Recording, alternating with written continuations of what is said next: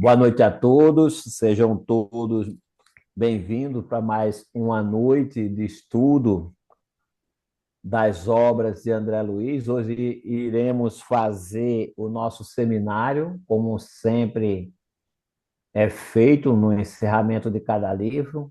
Estamos recebendo o nosso irmão José Henrique Rubinho de Carvalho, né, trabalhador da nossa casa. Teremos na harmonização nossa irmã Rita Zambuja, na prece inicial, Lohane Froté, e o nosso querido Brígio no encerramento. Agradecer desde já a todo o grupo por permanecermos unidos no decorrer de todo estudo e toda a obra, aqueles que estão na sala, que facilitaram também, né, contribuíram com o seu pensamento, com a sua dedicação para trazer tudo aquilo que nós podemos, conseguimos dividir junto. Que nós possamos hoje manter nossa mente, o nosso coração unidos e reunidos em nome de Jesus para absorver tudo que o Zé escolheu para dividir conosco. Vou com você, Rita, por favor. Boa noite, do livro do Pastorino, Minutos de Sabedoria, 163. Mantenha seu equilíbrio. O equilíbrio depende da serenidade da mente. Jamais se aborreça nem se exalte. Não ligue importância às coisas passageiras que lhe vêm de fora. Não se impressione com o que os outros dizem. Siga a conduta ditada por sua consciência e não perca seu equilíbrio. Caminho para a frente, alegre e certo de que há de vencer, por maiores que sejam as dificuldades do caminho. Que assim seja.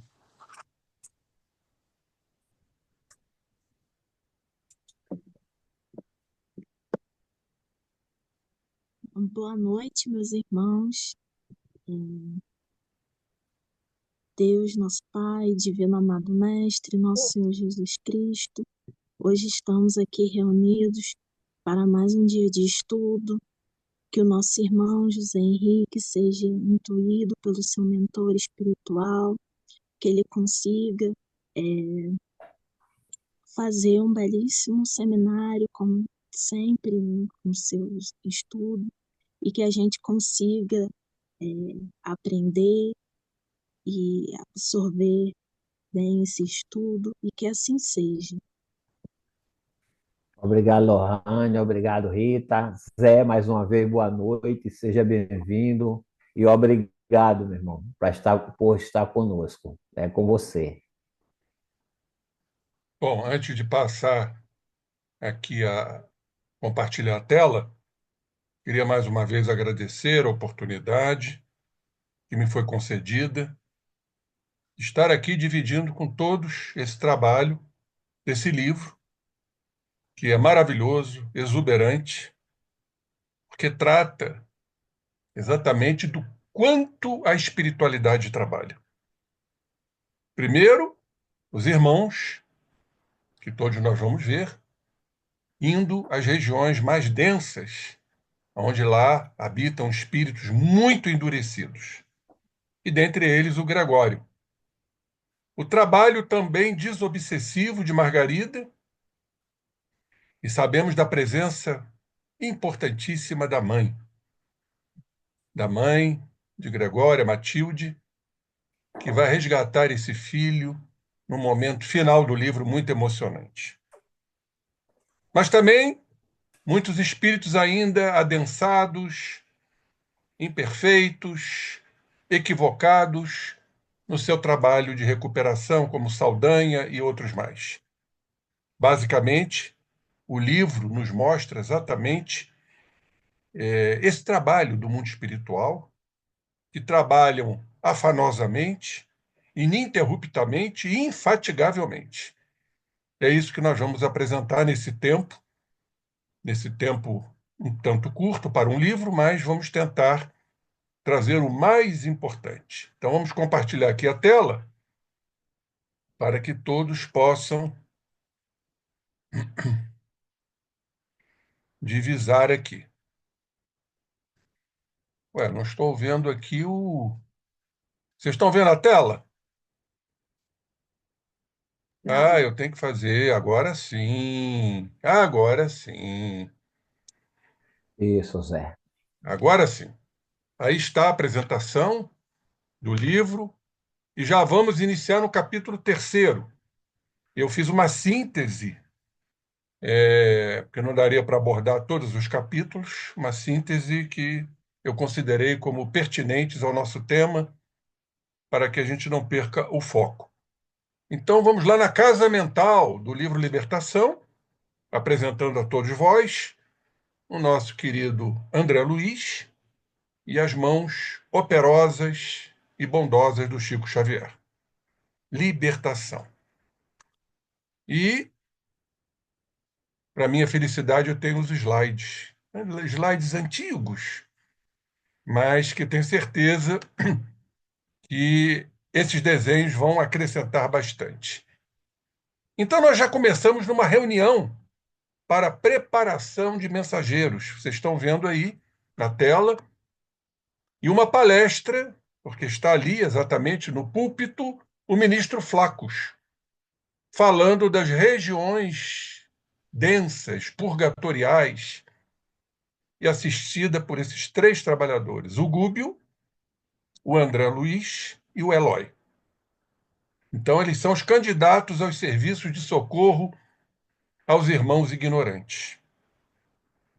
André Luiz não imaginara núcleos organizados para fazer o mal. Dentro ainda do seu desconhecimento de causa, pois sabemos perfeitamente bem as regiões trevosas, as furnas, estão sendo habitadas por inúmeros e inúmeros companheiros que trilharam, lamentavelmente, o caminho do mal, o caminho do erro, o caminho do equívoco. Aí nós traçamos um paralelo com o que está acontecendo no nosso orbe. Essas guerras fratricidas, ou seja, aniquilando irmãos, todos filhos de Deus. Para onde irão esses irmãos? É apenas uma conjectura. Não podemos afirmar absolutamente, nós não temos esse poder. Mas, assim como André Luiz, muitos imaginam que não existam esses núcleos organizados para prejudicar, para induzir as criaturas, arrebanhando as criaturas para fazerem parte de suas falanges. E Flacos diz o seguinte: não longe de nossa paz relativa, ele não fala de paz profunda, que ainda está distante. A paz profunda é a paz do Cristo, que sempre nos recomendou que a paz esteja convosco. Em círculos escuros de desencanto e desesperação. Botei em destaque porque isso é importante. Esses irmãos que vão se desencantar e se desesperar. Misturam-se milhões de seres, milhões, conclamando piedade, conclamando comiseração. E aí então Flacos diz: por que não acender a piedosa luz? É o trabalho no bem. Dentro dessa noite em que se mergulham desorientados, por que não semear esperança entre corações endurecidos que abdicaram da fé em si mesmos? Tantos irmãos aí mergulhados nessa desesperança, abdicando da fé, abdicando de um ideal, abdicando, por que não, de uma religião que sempre norteia as criaturas.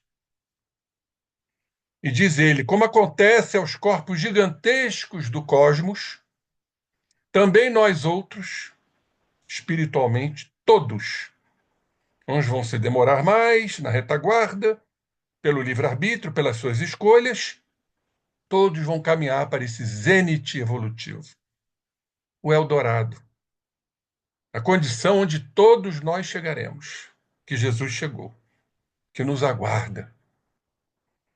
experimentando as radiações uns dos outros. Como é fundamental isto entre encarnados e desencarnados, entre desencarnados e desencarnados, entre encarnados e encarnados. Estamos sempre experimentando essas radiações, essas energias mentais que emanam através dos pensamentos e dos sentimentos. Ou vamos repelir essas tentações, ou vamos absorver, cumprindo a lei de sintonia, a lei de afinidade. Então, nesse processo multiforme de intercâmbio, existe a atração, a imantação e a repulsão. Em que situação nos encontramos? Atraindo espíritos de luz, repelindo aqueles imperfeitos, ou ao contrário? Estamos atraindo os imperfeitos e repelindo o trabalho magnífico dos mentores, daqueles que realmente nos protegem. E por conta disso aperfeiçoam-se mundos e almas na comunidade universal. Todos vão evoluir. Alguns pelo acicate da dor. A dor que realmente mexe com as estruturas, com as fibras mais íntimas da alma. Para muitas criaturas, e como nós vamos ver na apresentação, a dor é a grande ferramenta. Então, aqui está a fotografia já dos três, Gúbio, André e Eloy, volitando, já com capacidade de volitar. Sair do solo chama-se levitar. E caminhar fora do solo, que os abriga, chama-se volitar. Então, Gúbio, André e Eloy, em direção a um posto de socorro, em região intermediária entre a colônia nosso lar e a crosta planetária, para então irem às tarefas nas regiões mais densas purgatoriais. Gúbio, especialista nessas missões, informa que não foi designado, não foi escolhido para servir no processo desobsessivo de Margarida, porque foi sua filha em épocas recuadas. Então, isso mexe realmente com a parte emocional. Então, ele não foi escolhido, né? Foi, vamos dizer, preterido por conta dessa ligação que ele tinha com a sua filha, porque ela foi sua filha em épocas transatas, recuadas. Materialização de Matilde, a mãe de Gregório, como nós vamos ver no final, esse encontro excepcional, muito comovente, que nos faz chorar realmente. O auxílio materno para um espírito que ainda se convulsionava nos erros, nos descaminhos da vida. Materialização de Matilde.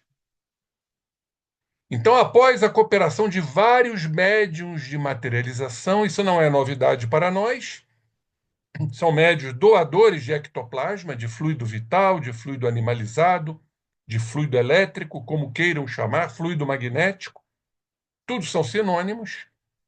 Eles cooperam doando essas energias, porque o espírito não tem ectoplasma, ele age no ectoplasma, mas o ectoplasma, o fluido vital, é um atributo dos espíritos encarnados. Então, após essa cooperação, uma nuvem esbranquiçada, diríamos até leitosa, adensa-se em derredor e, pouco a pouco, emerge a figura de veneranda mulher, Matilde. Agradece a Gúbio e informa, olhem só, que espera séculos, que espera maternal, que coisa mais linda, esperando a renovação do seu filho querido Gregório, como vamos ver no final. Que hoje, nesse momento, é um chefe de uma falange de centenas de espíritos cristalizados no mal. Então, nós vamos ver a renovação desse irmão, com a presença efetiva e categórica da sua mãe Matilde. Gregório, isso é muito importante entendermos, que esses espíritos endurecidos, malévolos, perversos, acabam se cansando. Porque não foram criados para viverem nessas zonas tenebrosas onde o mal impera. Nós somos filhos de Deus. Então chega um determinado momento que eles se entediam. O tédio é aquele cansaço. Eles ficam exauridos, exatamente por estarem mergulhados nesses vulcões, ou seja, nessas sombras tenebrosas dos erros. O que constitui uma bênção nos corações infiéis ao Senhor. Então ele já estava ali começando a querer despontar, cansado, exaurido, entediado, com esse mal que não proporciona felicidade para a alma. Chega um momento realmente que eles gritam: basta, chega. E aí abre-se um clarão no espírito desses companheiros. Já é o início, os pródromos da renovação. Então já lhe surpreendo no espírito rudimentos, ainda iniciais, da necessária transformação, que sabemos como funciona.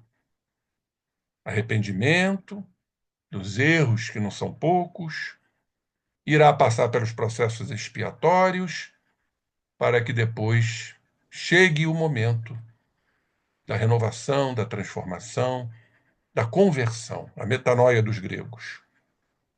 Ele ainda não chora sob o guante, o peso do arrependimento benéfico, e parece-me longe do remorso salvador.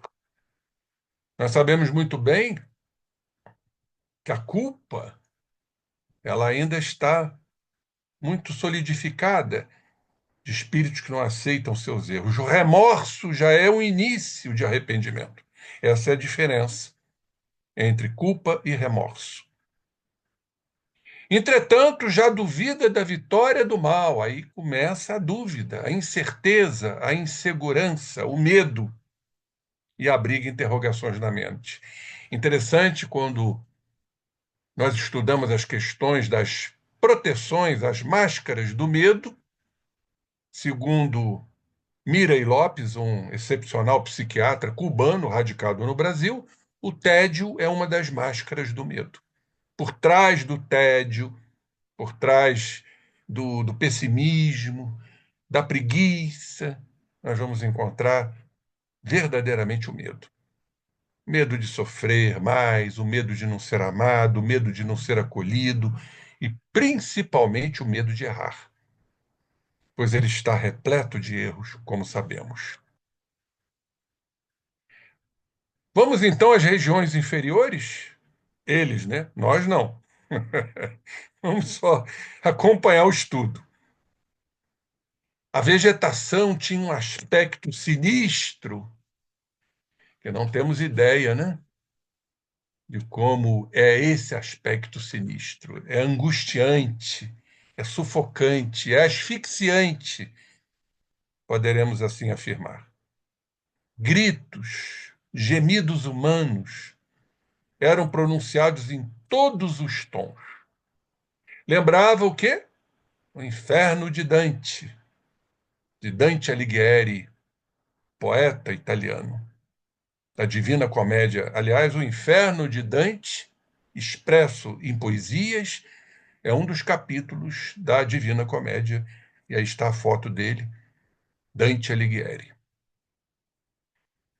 Era necessário adensar o perispírito para poderem suportar aquela ambiência, para, de certa forma, se equipararem, mais ou menos. Como é que é este adensamento, se não um processo de materialização?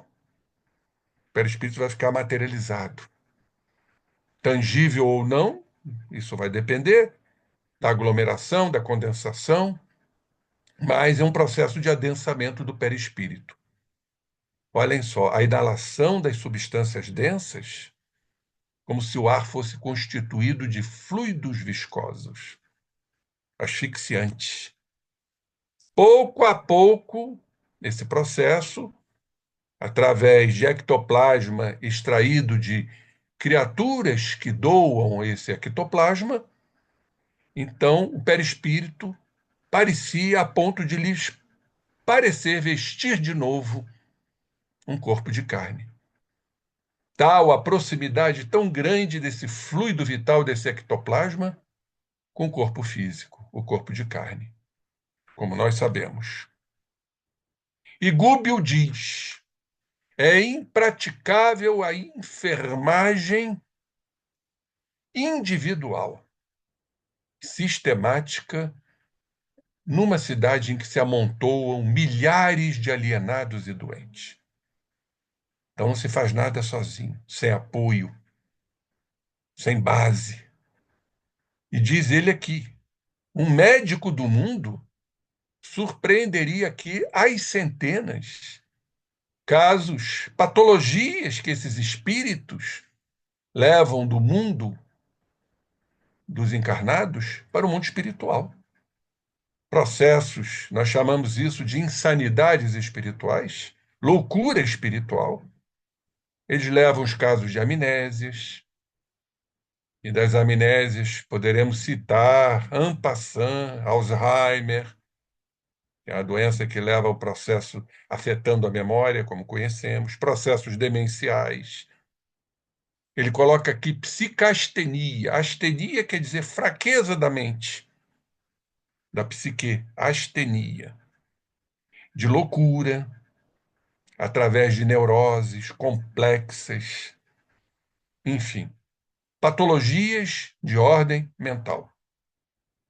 E toda patogenia, ou seja, toda doença, permanece radicada aos ascendentes de ordem mental. Ou seja, é do espírito. Não existe injustiça, não existe enfermidade que me acomete sem eu merecer. Tudo se cumpre dentro da lei de causa e efeito, das escolhas espirituais. Desta forma, sem embargo, poderemos dizer que a doença é do espírito. É da alma em desalinho, desajustada.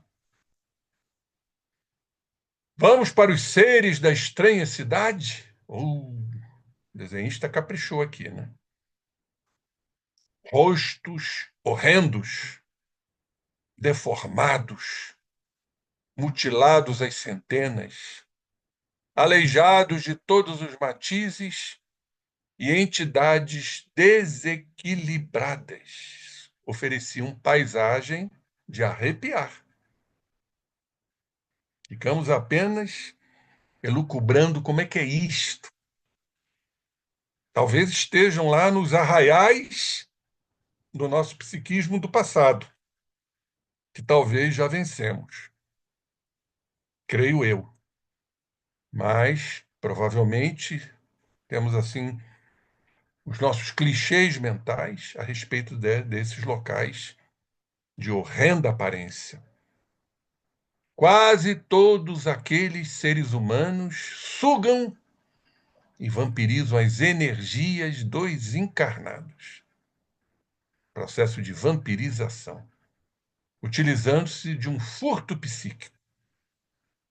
E Gubbio diz que deseja falar, então, com o sacerdote Gregório, filho de Matilde.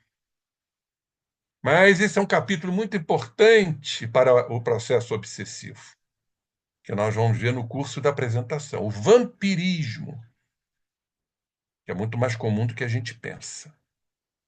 Quando a gente se refere a vampirismo, muitos creem que são só os vampiros espirituais dos desencarnados sobre nós, que oferecemos brechas, ensanchas, oportunidades para que isso aconteça.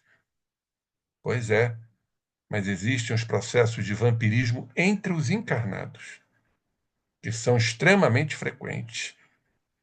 Sabem, aqueles quadros de apego excessivo são vampirismo. Ódios, vinganças entre os encarnados, onde um vampiriza o outro, sugando energias, ou seja, fluido vital, para alimentar aquela ação vampiresca. Será que aí já poderemos idealizar que muitas situações dessas são causadoras de enfermidades? Porque tudo isso acaba se expressando no corpo. Se você perde energia, você perde fluido vital. Você se desvitaliza. Querem um exemplo de desvitalização? A depressão. Todo depressivo é desvitalizado, é desanimado. Ou seja, vive naquele estado de inércia, de apatia, de desprazer. Fica aí a pergunta: será que ele não está sendo vampirizado? Por estar num processo, numa patologia mental importante como é a depressão? Isso tudo são colocações importantes. E a tal da cerimônia da seleção? Estamos vendo aí um sacerdote com os braços abertos. Vamos ver o que significa? As operações seletivas realizavam-se com base nas cores das irradiações de cada um. Nós temos cores, né? Nós irradiamos cores de acordo com o nosso estado psíquico. 6 juízes vestidos e seguindo rituais semelhantes às cerimônias da igreja. Um deles levantou-se e explicou a razão do tribunal. Em seguida, dirigiu-se a uma mulher que matara 4 filhos e o marido,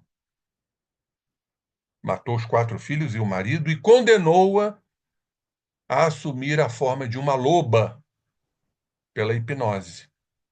Nós sabemos que esses processos de zoantropia, e no caso da loba, licantropia, é uma ação espiritual de espíritos que estão no comando, ardilosos, inteligentes, usando a inteligência para o mal, e que hipnotizam as criaturas fragilizadas, induzindo e fazendo com que esse espírito compreenda, pelo seu estado lastimável, de profunda frustração, de baixa autoestima, de autodepreciação, que é uma loba ou é um lagarto.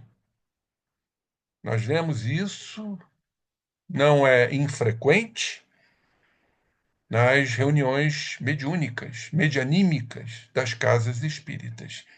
Espíritos que se mostram desta forma, processos zoantrópicos, por uma hipnose de espíritos mais ardilosos, mais inteligentes e até mais intelectualizados, só que no erro. Vamos para o hotel de poucas estrelas. Vocês já estão notando aqui, nesta fotografia, umas formas estranhas. Olha aqui, eu estou apontando aqui com o cursor. Olhem só. Isso são os ovoides. Nós vamos explicar agora. Transferidos a um aposento de janelas gradeadas, André Luiz observa formas semelhantes a pequenas esferas circunsféricas, ovoides, que variavam nas particularidades. Acusavam movimento próprio, como amebas. Amebas, para quem estudou um pouquinho de parasitologia, sabe que são aqueles vermes, aqueles protozoários, vamos assim dizer, que se movimentam através de pseudopernas, chamadas de pseudópodos. Assim, vão caminhando. Então parecem amebas. Outras pareciam em repouso, ligadas ao halo vital das pessoas pela lei da afinidade, sugando energias. A mente saturada de impulsos inferiores chamadas de monodeístas. André Luiz nos fala, e por isso perdem a forma perispiritual, há uma mutilação do corpo espiritual por sentimentos muito fortes, por exemplo, de ódio, de vingança.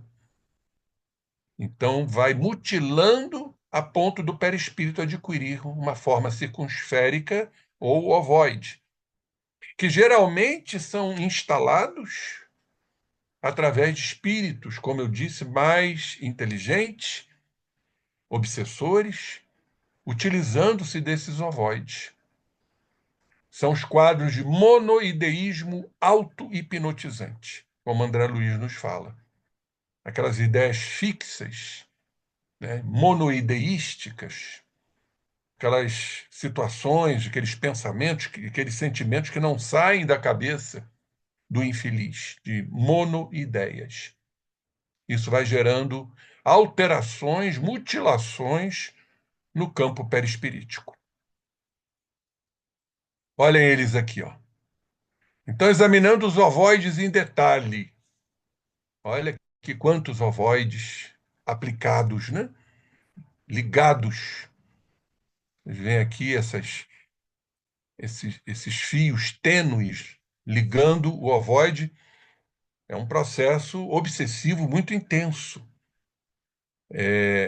André Luiz ele usa um termo muito interessante. É como se houvesse uma soldadura perispirítica. O perispírito da vítima está soldado, como se fosse uma solda, aos ovoides, simplesmente porque há uma afinidade, há uma sintonia. Senão nós vamos cair no terreno da injustiça. Como é que isso acontece? Pois é. Vamos examinar? Olha, Gúbio convida os amigos para estudarem os ovoides. A rua estava coalhada de tipos característicos de anormalidade deprimente. Aleijados, idiotas, etc., ofereciam a impressão de alienados mentais. De repente, o planalto quebrava em abrupto vale. Divisavam-se furnas e abismos, regiões mais trevosas, as chamadas regiões que estão abaixo da crosta planetária, dentro da Terra. São as regiões subcrostais. Vamos a um caso atendido. Olha o trabalho aí profícuo dos espíritos que foram com essa missão. Aí está atendendo. Vocês podem reparar aqui na fotografia os ovoides acoplados a essa criatura. Vamos ver esse caso? Uma senhora cercada de 3 formas ovoides, parecendo uma gelatina fluida e amorfa, ou seja, sem forma. Era uma senhora de escravos. Pois é. Olha o passado aí, delituoso. E 3 de suas vítimas, os vingadores, os credores, imantadas a ela, pela lei da afinidade, pela sintonia. Não temos outra explicação. Olhem só, André examina um dos ovoides e ouve-lhe, porque é um espírito que está deformado, sob comando de outros, superiores a ele, na maldade, e ouve-lhe os pensamentos de vingança. Isto é uma monoideia muito presente, a vingança, aquele ódio de termos sido de alguma forma prejudicado e queremos nos vingar de qualquer forma. É um alerta para nós? Sim. Nós que desenvolvemos a capacidade de perdoar, de entender, de se colocar no lugar do outro, de ressignificar a atitude do outro, temos que nos distanciar desse sentimento tenebroso de vingança, porque isso vai gerando mutilação, deformação perispirítica. Algum de nós encarnados poderá se tornar um ovoide, por que não? Por que não? E nós sabemos, em outra literatura André Luiziana, ou seja, de André Luiz, que o tratamento para isso é o choque da reencarnação. Porque vamos entender, para que isso fique em nossas mentes, o que é o ovoide se não um processo redutivo? Porque mutila, torna-se uma circunferência, é um processo redutivo. O processo reencarnatório é um processo de ampliação. Então, o ovoide é colocado, plasmado, no útero materno, que irá recebê-lo, e ali, então, começa o trabalho da concepção e da divisão celular. O que é um trabalho de divisão celular, se não um trabalho de crescimento, de ampliação? As células vão se dividindo, vai formar blástula, mórula, até se formar um feto. Então, é o processo. É claro que esses ovoides não têm condições de plasmar um corpo físico, mas sofreu o choque biológico do renascimento, como diz André Luiz. E, consequentemente, não virá a lume. Isso explicaria os casos muito frequentes de abortos espontâneos. E, claro, a mãe também endividada. É uma prova também para a mãe. Não é só para o ovoide, que não conseguirá dar consecução ao seu processo evolutivo de se tornar um feto e nascer. Então, ele examina André e ouve-lhe os pensamentos de vingança. Olhem só, o trabalho extraordinário da divindade. Deverá reencarnar e só vai melhorar. A dita cuja, a senhora de escravos, depois que os 3 espíritos reencarnarem como filhos. Aí a grande questão. Eles vão plasmar um corpo físico? Notoriamente não. Mas, de repente, uma nova tentativa, até conseguirem finalmente plasmar um corpo físico. Até naquela própria encarnação. Quantas mulheres aí sabemos que tentam, não conseguem, depois de 3, 4 tentativas engravidam? Será que elas não estão inclusas neste processo? É apenas uma pergunta e não uma afirmação. Vamos então ao encontro com essa criatura que está aí, ó, Gregório, peça-chave desse livro. Pois é. A entrevista transcorreu em clima tenso. Gregório não conseguiu impor suas razões diante da amorosa argumentação de Gúbio. Gúbio, pedia a liberação de Margarida, que está totalmente obsidiada, que fora a mulher de Gregório. Então, processo obsessivo na Margarida, que fora a mulher de Gregório. A pedido de Matilde, que nós vimos a materialização, que fora sua mãe, mãe de Gregório. Como o processo de obsessão de Margarida aproximava-se da irreversibilidade, quantos aí, por um processo obsidente, não se torna um quadro irreversível? Chegando, por exemplo, ao óbito, que desconhecemos. Gregório, então, autorizou a interferência de Gúbio. Lembrando que Margarida tinha sido a mulher dele. Então, por isso, ele cedeu para que Gúbio interferisse. Então, a gente já vai vendo, companheiros, o trabalho dessa equipe de inominável valor, em que nós vamos ver aonde isso vai terminar. Espíritos que se libertaram, espíritos que estavam eclipsados e despertaram. Sabe o que provoca o grande despertar da consciência desses espíritos completamente amalgamados no erro? Sabem o que seja, o amor, os atos de amor, as atitudes de amor, acolher, abraçar esses espíritos terrivelmente infelizes. Vamos então na casa de Margarida. Vocês estão vendo ela aqui deitada, sofrendo ação obsidente. Vocês podem reparar quantos ovoides estão aplicados, né, na região cefálica, que é exatamente onde está o cérebro que pensa, que sente. Geralmente, esses ovoides ficam acoplados na região encefálica. Eu digo encefálica porque o cérebro faz parte do encéfalo. Então, na casa, o tal Saldanha, o dirigente da falange, recebe-os de maneira hostil. Mas eles levaram uma senha que Gregório fornecera e isso ameniza a situação. 2 desencarnados, vamos voltar a eles? Olhem eles aqui.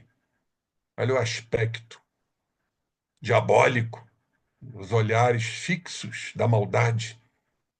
O desenhista foi muito feliz. Então, 2 desencarnados a submetia a uma complicada operação magnética. Não era um só, não. Dezenas de ovoides. Olhem o comprometimento moral da Margarida. Então, dezenas de ovoides de tamanhos variados estavam atados ao cérebro e ao longo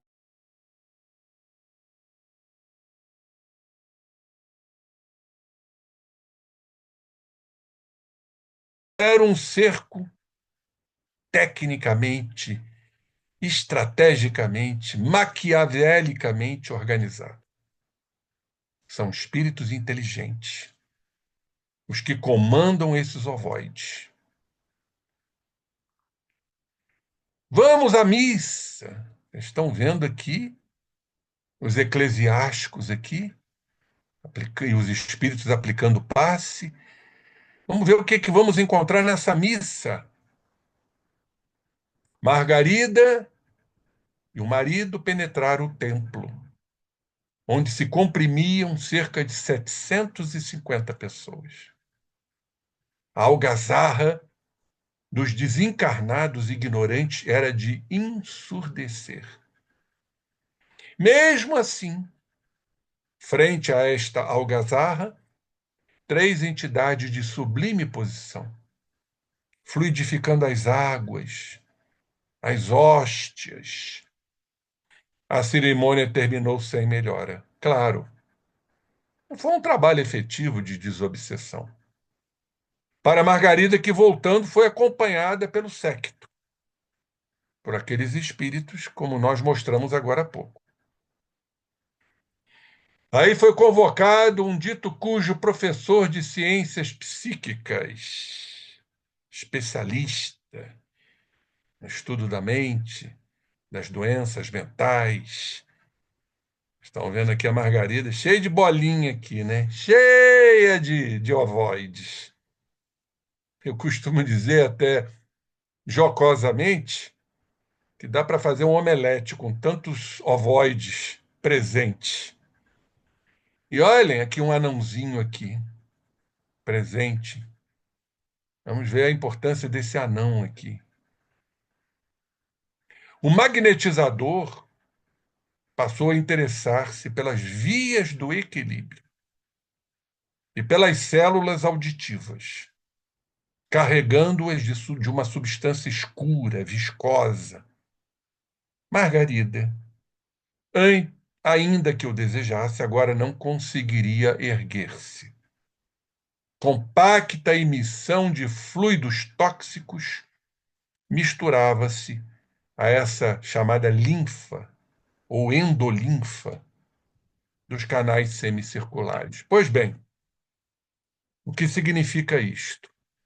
Existe uma patologia muito frequente, ainda é um grande desafio para a medicina e para a otorrinolaringologia, que se chama a dita cuja labirintite, que nos dá o equilíbrio.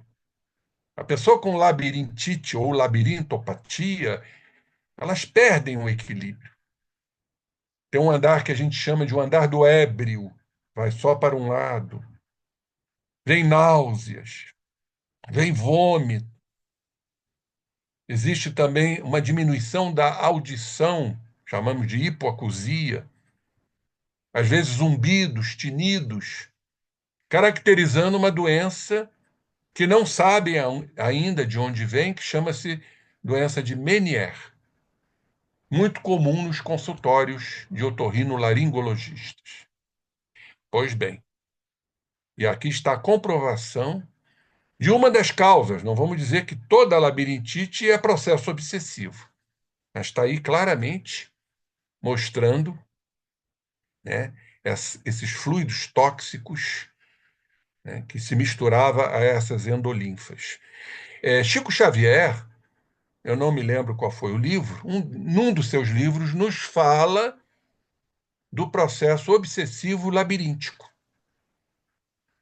Então poderemos crer que muitos casos que há um desequilíbrio, porque essa é uma palavra-chave, onde há um desequilíbrio físico, certamente há um desequilíbrio mental. E aí isso nos convoca à ideia do processo obsessivo. Só a título de ilustração, eu trouxe aqui, para que vocês possam entender, o que é um labirinto. Nós temos um nervo que vem do cérebro, chama-se oitavo par craniano, que é esse nervo aqui, ó, vestíbulo coclear, que se divide num nervo chamado coclear, que é responsável pela audição. A gente escuta por conta desse nervo, que está ligado ao nervo que vem do cérebro. E aqui o nervo vestibular, que vai inervar exatamente esses canais que aqui citamos, ó, canais semicirculares. André Luiz cita isto. Aqui estão eles, os canais semicirculares, por onde circula a chamada endolinfa. Aqui o osso temporal, que é daqui do lado do ouvido, e aqui o nosso chamado ouvido ou orelha. Aqui, só mais para confirmar tudo isso, aqui está a parte responsável pelo equilíbrio, e aqui os canais semicirculares, com vários nomes, e aqui a parte da audição, a parte acústica desse oitavo par craniano que vem do cérebro. É o nervo coclear, olha aqui, cóclea.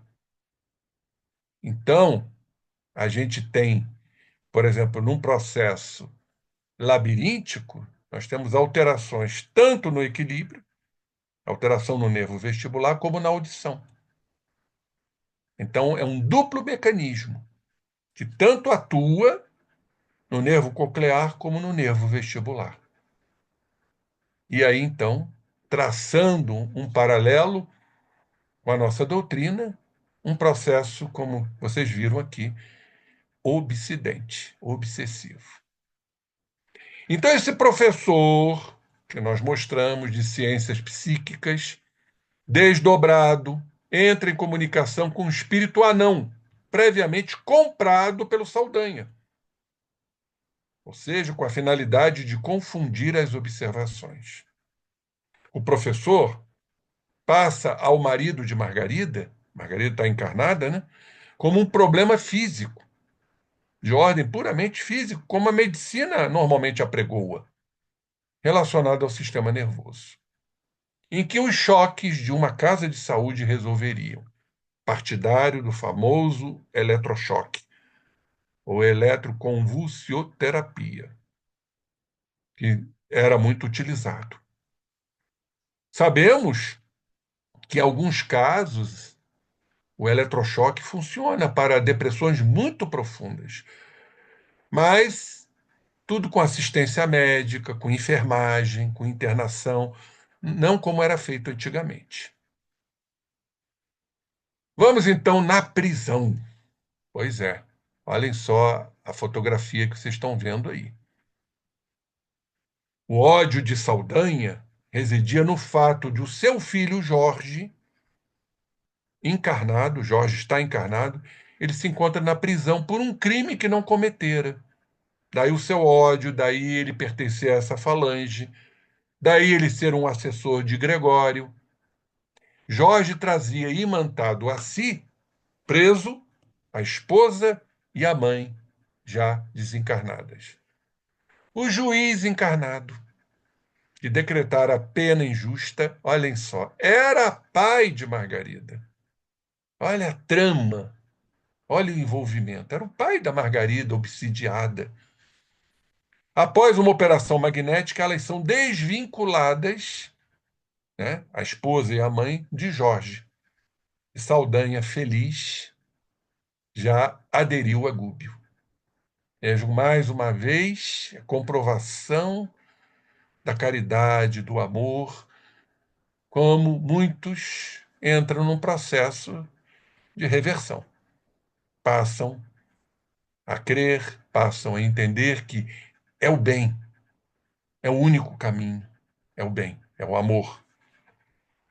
Amor que cobre a multidão de nossos pecados. Como dizia o nosso querido Pedro. E o juiz? Olhem só. Vamos ao juiz? O tal que decretou, vamos voltar atrás, a pena injusta, que era pai de Margarida, levando Jorge injustamente, entre aspas, à prisão? Era preciso dar continuidade ao processo de libertação de Jorge. E resolver também um assédio que Lia, filha de Jorge, olhem só esse trama aparentemente novelesco, que parece uma novela mesmo, né? Lia, filha de Jorge, e que é neta de Saldanha, pai de Jorge. E servidora na casa do juiz. Olha como esses espíritos se aproximam, porque Deus quer que todos se amem. Recebia de Alencar, o filho do juiz, o Gúbio, então, e convoca todos para a reunião, desligados pelo sono, emancipados, e pede a interferência do dito juiz, que reverá o processo de Jorge. Olha como o mundo espiritual trabalha. Quando nós estamos dormindo, aonde somos levados, aonde somos doutrinados. É impressionante o trabalho espiritual. Por isso que eu vi, certa feita, um querido amigo aqui na nossa cidade, que era um profícuo trabalhador, laboroso, que ele se comunicou após o desencarne, dizendo o seguinte: ó, quero avisar a todos, se vocês pensam que estão trabalhando muito, aqui no mundo espiritual nós vamos trabalhar o triplo. Olhem só o exemplo aqui. E vai encaminhar Alencar para o casamento com Lia. Mais uma vez comprovando aqui toda essa estratégia, esse estratagema para unir esses espíritos que se odiavam. Então a espiritualidade está usando o Alencar, que assediava Lia, para que se casassem. E aí a aproximação de todos eles, né? De Saldanha, do juiz, sob a supervisão do mentor Gúbio. E os hipnotizadores? Vamos a eles? Gúbio se sente à vontade para solicitar agora de Saldanha o auxílio a Margarida. E informa que ela fora uma filha dele em outros tempos. Também Margarida fora filha de Gúbio. Saldanha, já emotivo, já transformado, com lágrima nos olhos, convence um dos hipnotizadores, Leôncio, contando sobre o que Gúbio fez, da maravilha que Gúbio fez. Mas o outro, Gaspar, mais endurecido, estava impassível. Olhem só, reunião de desobsessão. ao trabalho da casa espírita, tão importante para o esclarecimento desses irmãos que lá aportam. Trabalho de amor, de acolhimento, porque o obsessor é um sofredor. Claro que nem todos são levados, estão ainda mais renitentes, resistentes, recalcitrantes, mas os que chegam à mesa mediúnica já estão mais propensos a ceder. Vamos ver o que acontece nessa reunião. Vocês já estão vendo aqui ovoides sendo retirados de Margarida. Olha aqui um obsessor. Esse trabalho extraordinário de uma casa espírita. Gabriel, marido encarnado, e Margarida, sua esposa, por intuição de Gúbio, vão à reunião mediúnica para a fluidoterapia. Foram acompanhados pelos ovoides, que ainda não foram desconectados, e mais o Gaspar, aquele mais endurecido, e Saldanha. Enfim, os ovoides foram desligados. Forças neuricas. O que são forças neuricas? São forças ligadas ao sistema nervoso. Poderíamos dizer que são as forças magnéticas, ectoplásmicas, sim, muito ligadas ao corpo. Tanto que, olhem só, foram extraídas da boca e das narinas dos encarnados. O que sai pelos orifícios do corpo humano? Senão essas forças neuricas, esse fluido vital, esse fluido animalizado, esse fluido elétrico, que conhecemos muito bem com o nome de ectoplasma. Foram retirados, foram extraídos. Olhem só para que serve isto. Para a restauração de um perispírito mutilado de Margarida, que estava repleta de ovoides. E ainda sob o comando e a gestão de Gregório. Ou seja, aquele mais inteligente, mais intelectualizado. E Gaspar também teve os sentidos dilatados e recuperados. Então, olhem o trabalho do processo desobsessivo. Ou seja, há uma recomposição perispirítica, porque sabemos que o ectoplasma, que é sintetizado pelo duplo etérico, é o que nos dá a vida. É o fluido vital. Então, um perispírito mutilado, ele precisa de uma restauração ectoplásmica. Nos encarnados, claro. O desencarnado não tem ectoplasma. Vamos para as últimas instruções de Matilde. Olha ela aqui, materializada, magnífica. Agora estamos chegando. Aí vamos ter tempo para perguntas, que eu sintetizei bastante. Estamos chegando nos momentos culminantes desse livro. Olhem só, os sucessos da equipe de resgate logo chegaram ao conhecimento do Gregório.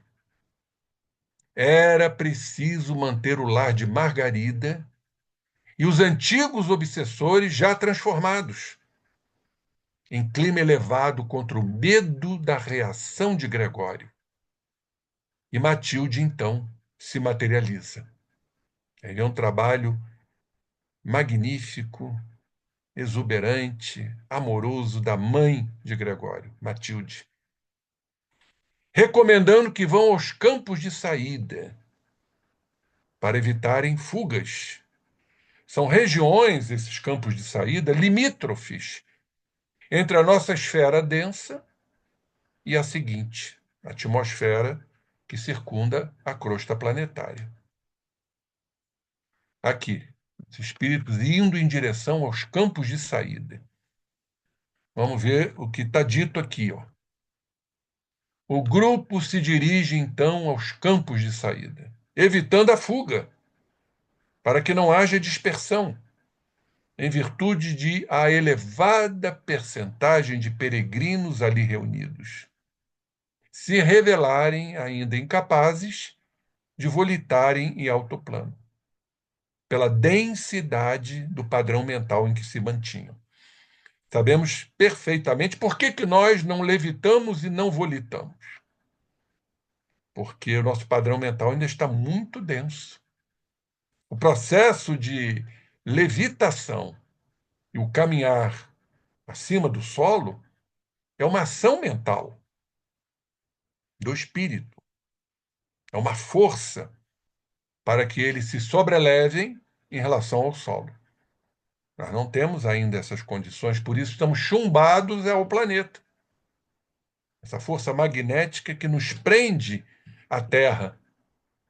São chamadas forças telúricas, forças materiais, que é uma das forças, um dos fluidos ambientais na composição planetária. Olha aqui nos campos de saída, todos reunidos aqui.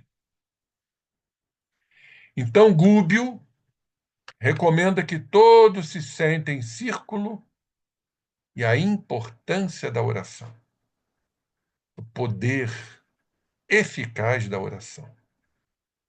Gregório, então, ciente das novidades havidas no drama de Margarida e sabendo da perda que ele teve dos colaboradores, claro, teve seu ódio despertado.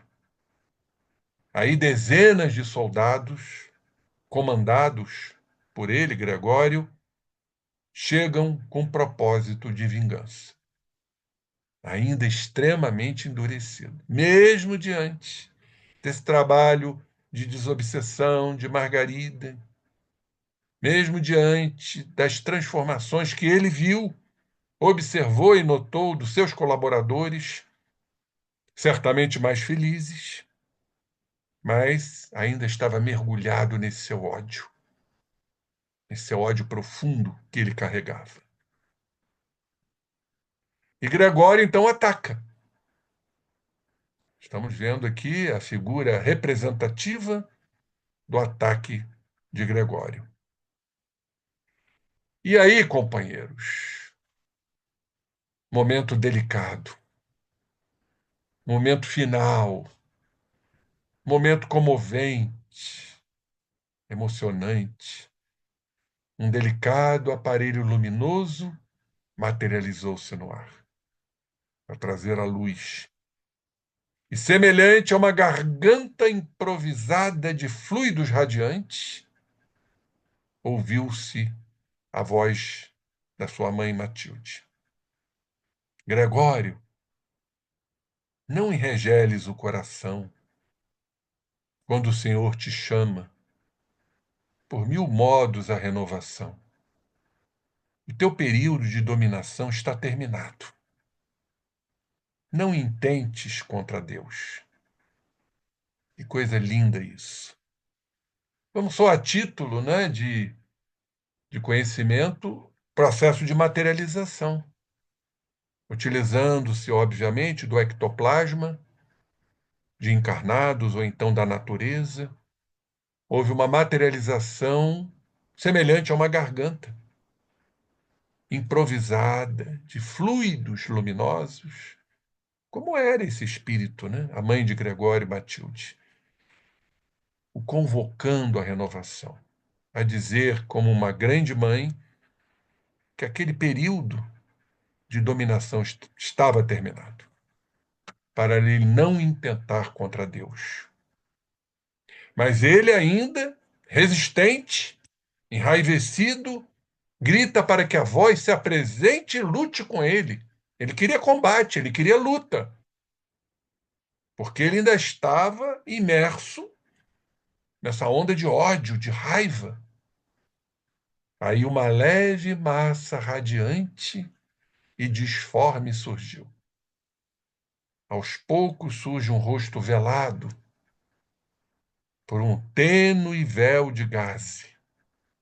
Em seguida, uma túnica alva e luminescente, envolvendo o porte esguio e nobre de sua mãe Matilde.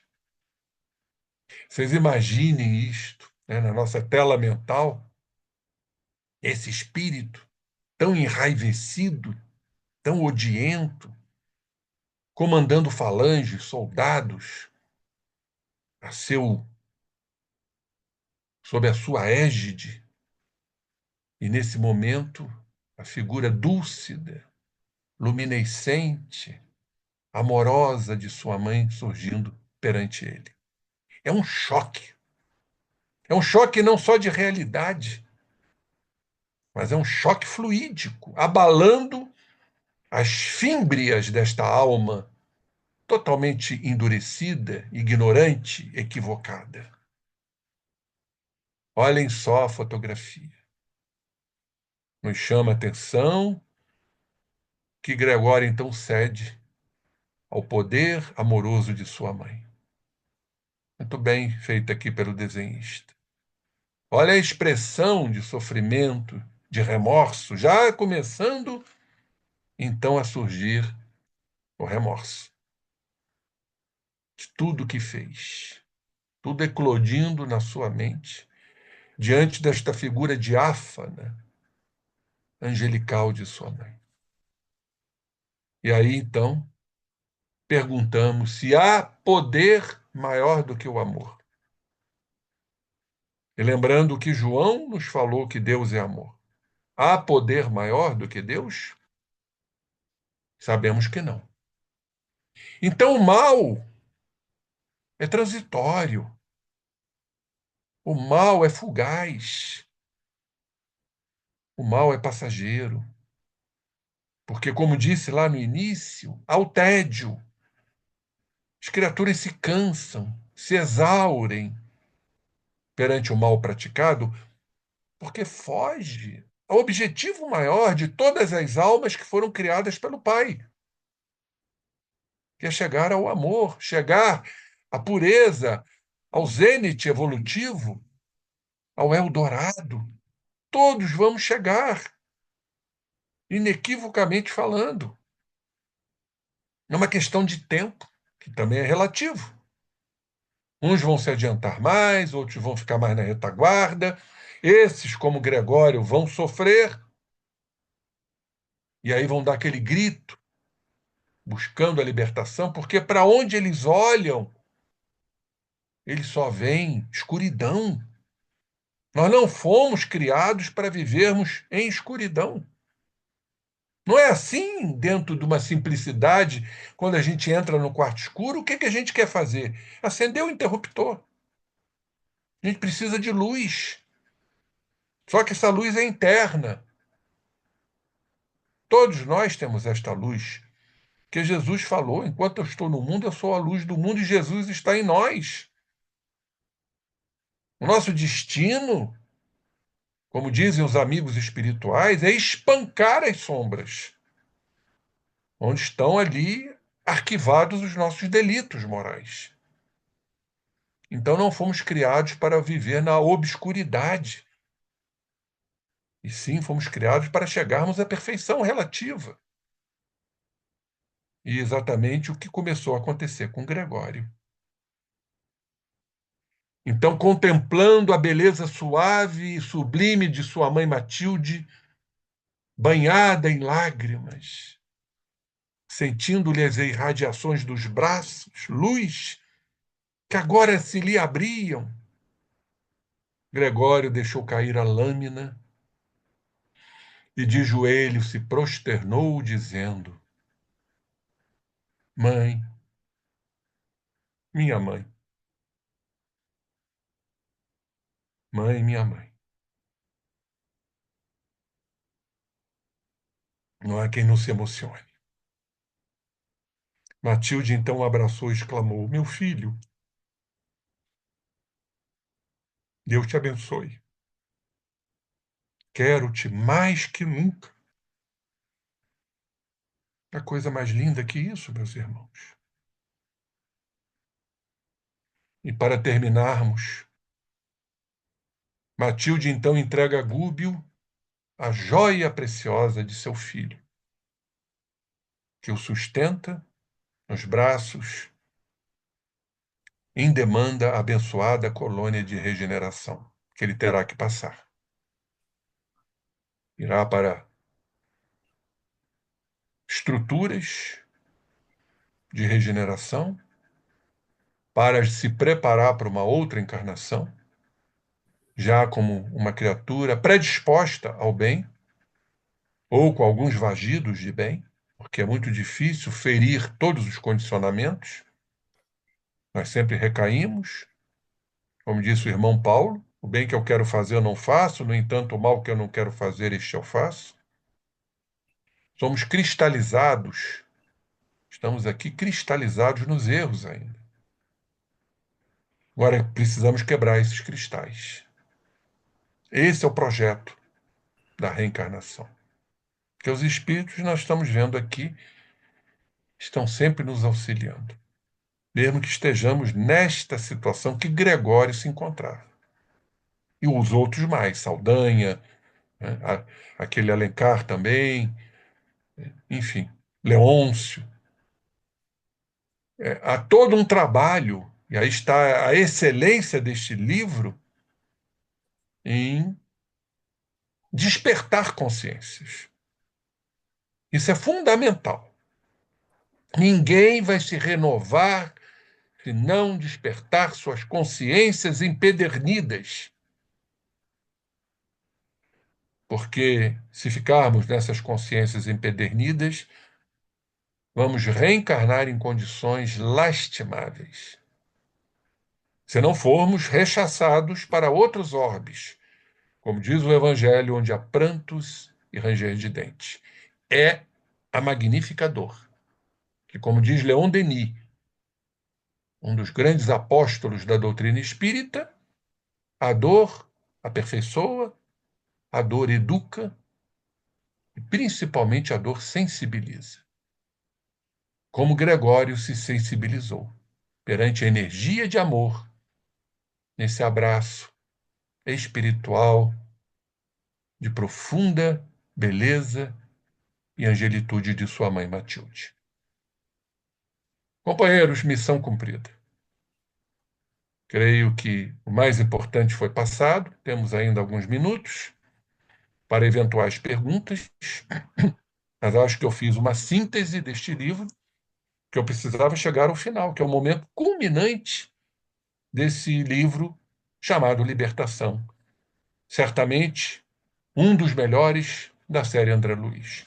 Que Jesus nos abençoe, que Jesus nos acolha, que Jesus nos estimule, robusteça-nos para que possamos galgar os degraus da evolução e conquistarmos valores, pois estamos exatamente aqui para a conquista de valores. Que a paz esteja com todos, graças a Deus. Passamos a palavra ao nosso querido Fernando. Obrigado, Zé. Muito obrigado por tudo que você trouxe. E eu deixo aberto aí para o pessoal. Temos ainda aí 16 minutos para que a gente possa, quem quiser fazer alguma colocação para o Zé.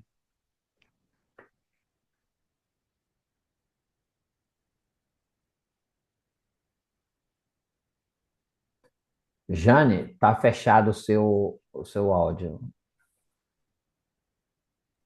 Não, eu não ia comer, não ia perguntar nada, não. Só agradecer mesmo ao Zé Henrique, que trouxe para nós assim, Uma síntese, né? uma síntese muito amorosa desse livro. Esse final, então, ele conseguiu fazer com que nós realmente sentíssemos toda a emoção, né, do Gregório e esse acolhimento pela mãe. Maravilhoso. Só agradecer mesmo ao Zé Henrique. Quem é esse companheiro que está do seu lado aí? Tira esse chapéu, Achou. rapaz. Você tá se escondendo da gente, meu amigo? Oh, você É lá o no Pedro frio, II, José. lá, É o lá no frio. Pedro II, lá no Pedro II você não fazia isso. Mas não conta o resto, não. Aí, Chico, cadê o Chico? Chico tá ali, ó. Chico, apareça aí, Chico. Fala, Zé, tô aqui. O Eugênio falou aqui para não contar o resto, não. Então, Zé, eu quero fazer das palavras de Jane as minhas também, tá? Você conseguir, né, nesse tempo, resumir um livro. E um resumo muito bom. Pegou mesmo as partes que mais chamou a atenção, né? Muito obrigado, tá? Até Ah, amanhã. já estou convocado pela Helena para o próximo livro ano que vem, hein? É isso aí, né? Não te dão folga, não. Vocês vão começar o livro quando?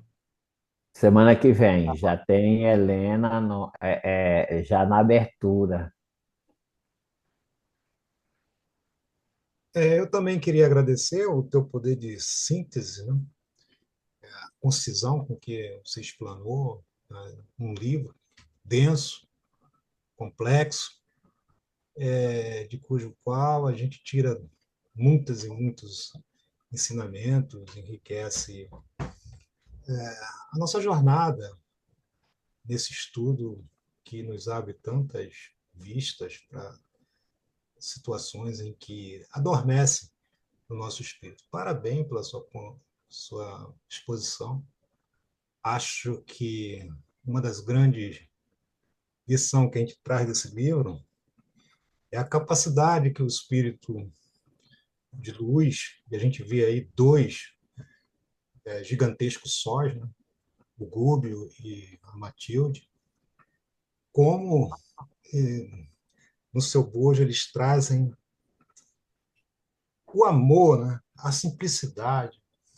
Isso realmente nos traz uma grande lição e nos inspira cada vez mais a buscar abrir nossas mentes, nossos corações, para que a gente possa sorver essa doutrina a ponto de nos transformar em pessoas melhores. Parabéns, ô, pela sua exposição. O Fábio, com esse protocolo dele, parece que ele está botando ectoplasma, né? Tá eliminando ectoplasma, né? Tá Eu não dando sei qual impressão. é essa Tá dando imagem, né? impressão. Eu Não, por estou causa perdendo é dessa... cabelo, essa aqui é a verdade, né? Não, mas com esse protocolo que você colocou aí atrás, né? Essa sombra que deu na sua boca, parecia que estava formando ectoplasma. Ué, mas é isso aí mesmo. A gente, quando fala, a gente está emanando ectoplasma, sem a gente saber. Nós somos doadores inconscientes e involuntários. Por isso, a importância na casa espírita, como os espíritos trabalham e manipulam esse ectoplasma, servindo a um, servindo a outro, né? Então, é um grande chamamento para que todos frequentem a casa espírita, porque é exatamente um ambiente de tratamento, é um hospital, é uma oficina de trabalho, é uma escola. Então, muitas vezes eu, como orador de algumas instituições, eu vejo muito isso. Ah, está chovendo, não vai. É hora de ir. Está frio, não vai. Prefere ficar em casa, no aconchego de um cobertor, comendo a sua pipoquinha, vendo seu filme ou seu futebol. Nada contra.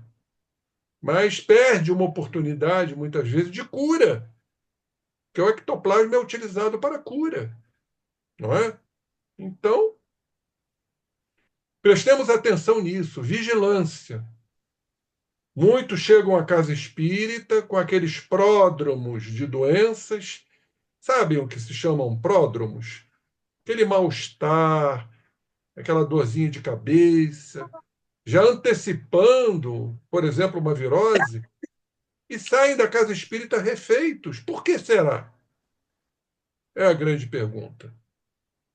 Não houve ali uma introdução dos os chamados fluidos, nós vamos falar isso amanhã, lá no Fraternal, no nosso estudo.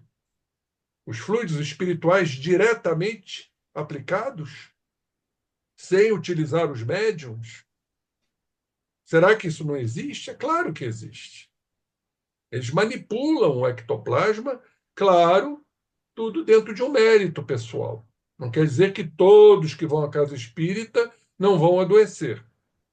Claro, mas sabemos do trabalho efetivo desses irmãos. que estão lá presentes sem a gente ver, porque só os videntes, né?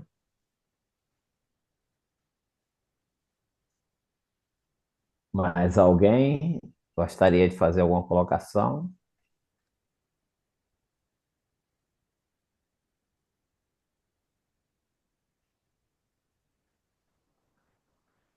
Né, Zé? O pessoal tá quietinho hoje. Então eu vou reiterar as palavras de todos, né? Gratidão pela sua presença, pela sua contribuição todos esses anos conosco, né? Cada obra que nós estamos estudando, você vem nos, nos auxiliar, né? Fazendo essa compilação em tão pouco tempo de um livro tão maravilhoso como esse. Que Deus te abençoe, né? Que seu mentor continue sempre com você, para que você possa aí estar divulgando a doutrina. Eu que agradeço, Fernando, a recepção, o acolhimento que essa casa me proporcionou. Já me tornei um membro atuante, graças a Deus. Formei e solidifiquei a amizade, essa é a grande realidade. E estamos aí para o trabalho, porque não nos resta alternativa, a não ser trabalhar. De uma forma ou de Isso. outra, cada um dentro de uma função, cada um dentro de uma perspectiva, porque Jesus falou, né? Meu pai trabalha, então eu também trabalho. Por que não vamos trabalhar? Claro que cada um dentro das suas possibilidades, dentro dos seus compromissos, mas eu vou reproduzir uma frase da doutora Marlene Nobre, que foi presidente da Associação Médico Espírita do Brasil e Internacional. Ela dizia o seguinte: abra um espaço mental para a AME, Associação Médico Espírita, né? E eu diria, né? Abra um espaço mental para a Casa Espírita. Temos que ter isso em foco, que é muito importante para nós. É. Eu vou convidar agora o Brígido para que o Brígido possa encerrar, agradecendo a todos, né, mais uma vez, por estarmos juntos toda essa caminhada desde do livro Nosso Lar, que nós possamos continuarmos juntos nessa pegada. Brígido, é com você, querido. Diante de tanta luz que emana neste recinto, que emana dentro dos nossos corações, só temos que te agradecer, Senhor Deus. Te agradecer, Senhor Jesus, por este conhecimento, por todo esse estudo apresentado pelo nosso irmão, com muito amor, e que seu mentor continue cada vez mais o ajudando, o abençoando, para que ele traga sempre para nosso aprendizado, para a nossa evolução. Muito obrigado, Jesus, por tudo. Que possamos ter sempre o amor no nosso coração, mantendo sempre o perdão, a caridade, fazendo nós um homem forte para caminharmos sempre na luta do bem. Muito obrigado por tudo. Nos dá agora uma noite de sono, um sono reparador e que possamos, em desdobramento, ter cada vez mais este aprendizado e trazer ao acordar, no amanhecer, tudo o que aprendemos, tudo para pormos em prática. Muito obrigado, Senhor Jesus. Abençoa todos nós, todos que estamos aqui, e traz a tua paz ao mundo, que está tão necessitado. Estamos em guerra, mas estamos sabendo que tu estás em controle. Muito obrigado, Senhor Jesus. Muito obrigado, Senhor Deus, nosso Pai. Que assim seja. Graças a Deus. Obrigado, Brígido. Lembrando que dia 3 estamos abrindo um novo livro, Entre o Céu e a Terra, com Helena, no mesmo bate-canal, na mesma bate-hora. Zé Henrique, receba meu abraço.